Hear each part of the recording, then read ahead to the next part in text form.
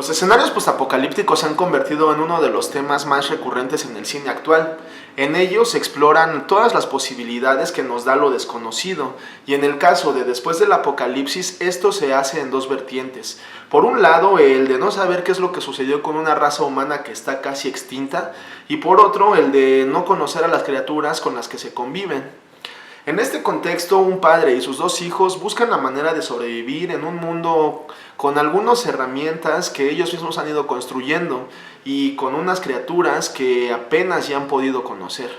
Preparen linternas y aseguren sus casas porque toca desentrañar el cine con Después del Apocalipsis de Benjamin Brewer.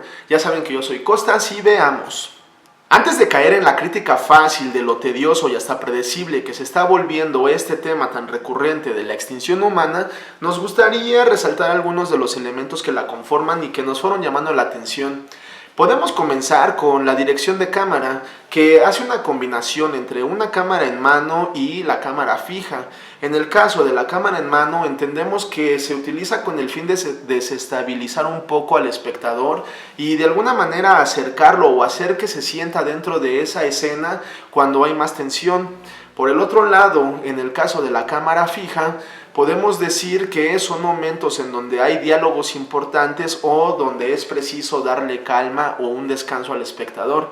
Habría que decir que el equilibrio entre ambas está bien logrado, pero el problema que enfrenta es que la cámara en mano a veces tiene movimientos tan bruscos que pueden llegar a marear o a ser un poco cansado para el espectador, lo cual funciona como una especie de arma de doble filo, pues mientras trata de ser propositivo, al mismo tiempo termina por ser un poco cansado para el espectador.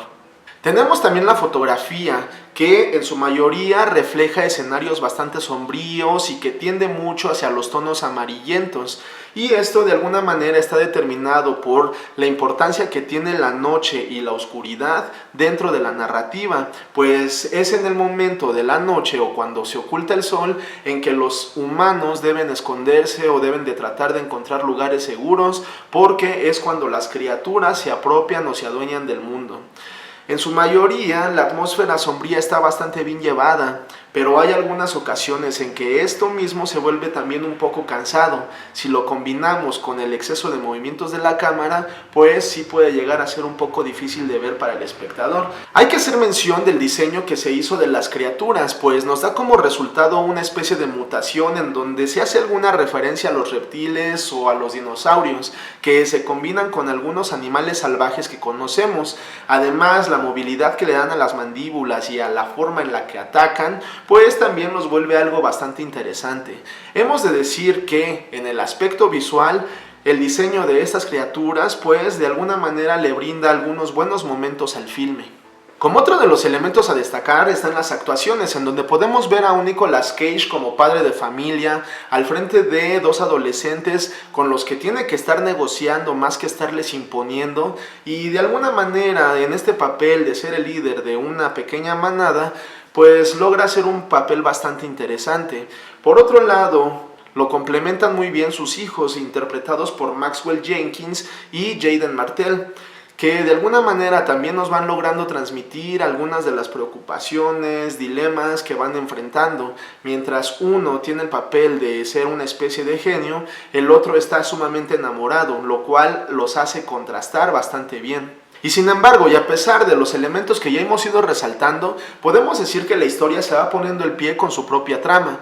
En primer lugar, porque nunca nos da una explicación sólida de lo que está sucediendo. Arrancamos con una especie de guerra que está acabando con el ser humano, que contrasta bastante cuando nos dicen que la amenaza con la que lidian es a partir de algunas criaturas que se esconden en el bosque, que pues de alguna manera no tiene mucho que ver.